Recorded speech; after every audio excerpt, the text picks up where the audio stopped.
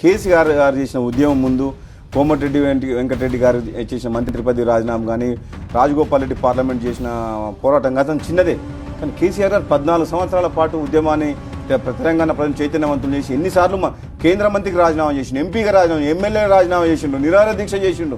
ఎన్ని రకాలుగా చేయాలో కేసీఆర్ గారు అంత కష్టపడి అంటే ఎందుకంటే 12 సంవత్సరాలు సుదీర్ఘమైన కాలంలో ప్రజల కోసం తాను కూడా చాలా కమిట్మెంట్తో ఎన్ని పొలిటికల్ క్రైసిస్ వచ్చినా కూడా నిలదొక్కుని దాన్ని ముందుకు తీసుకెళ్ళాడు. ఆయన ఉన్నాడు కాబట్టి ఎవరైనా ఇచ్చిండ్రు, అది అతిశయోక్తి ఏం కాదు, ఒప్పుకోవాల్సింది. అంటే నేను రాజకీయ నాయకుడికి ఒప్పుకోకపోయినా వాస్తవం మాత్రం అదే. సో మాకు ఇష్టం లేకపోవచ్చు, ఒక పార్టీలో ఉండి ఒక పార్టీలో ఇంపార్టెంట్ రోల్ ప్లే చేస్తూ నేను ఆ మాట అనకూడదు. కానీ ఈరోజు తెలంగాణ రాష్ట్రం వచ్చిందంటే చంద్రశేఖరరావు గారి కృషిని ఎవరు కాదనలేదు, నేను కూడా ఇంక్లూడింగ్. అంటే అది ఇక మనం వ్యక్తిగతంగా ద్వేషమో లేకపోతే ఆయన చిన్న చేసి చూడడమో లేకపోతే ఇక మనకు ఆ ఉద్యమం పట్ల అవగాహన లేకపోతే